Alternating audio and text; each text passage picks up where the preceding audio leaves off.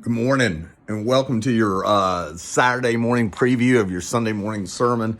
Full confession.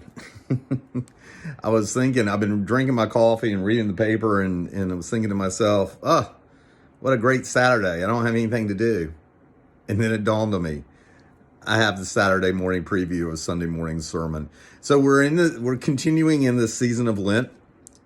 Again, thank you for all your dance videos. They've been great. And full confession, by the way, I'm still in my pajamas because I need to get this to Charlotte as soon as possible. So we're still in our series of sermons on the Lord of the Dance. This Sunday, we're going to talk about dancing with our whole heart. Now, at first, when you hear that, it may sound like, as I said in my beginning of the sermon, that it sounds like I'm talking about the aftermath, what happens when we dance with our whole heart. But in reality, I'm talking about what drives us to dance. And in here, I'm going to make a very distinct line in the sand to say that when we talk about dancing with our whole heart, I'm not talking about dancing because we're emotional or we have emotions. Nothing wrong with emotions. They're fine. But here I'm talking about our whole being. We've talked about this before in sermons about the Greek understanding, the first century Greek understanding of the heart.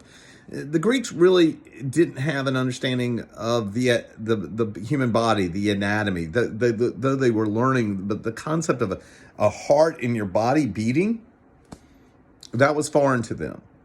And what was also foreign to them is this notion that, quote unquote, the heart is about love or emotions.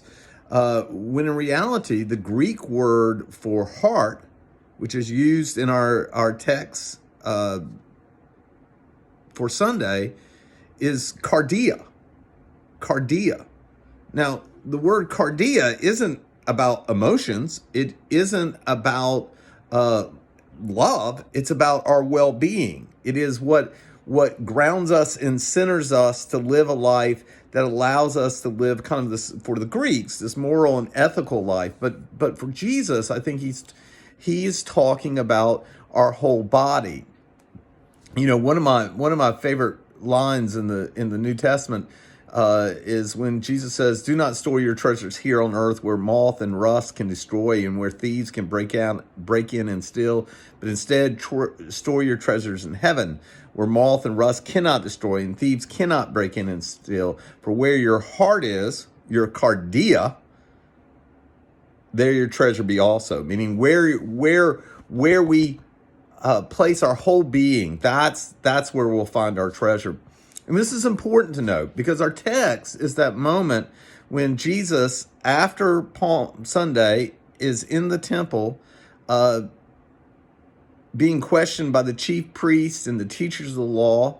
He notices a widow put in 2 small copper coins into the temple offering.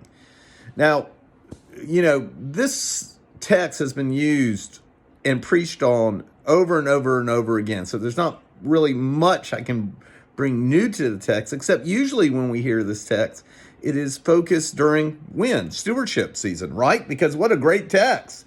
If you think you're giving a lot, you're not really giving a lot. Look at this widow, right? That's usually how the text is used. But actually, if we look at the text and break it down, exegete the text, we'll notice that Jesus is actually saying something a little bit different than just giving your money. He's actually talking about giving your cardia, giving your whole self as an offering to God. So I look forward to being with you Sunday, and I need to get ready. I need to do something productive today. So we hope you have a great day, and we'll talk to you soon.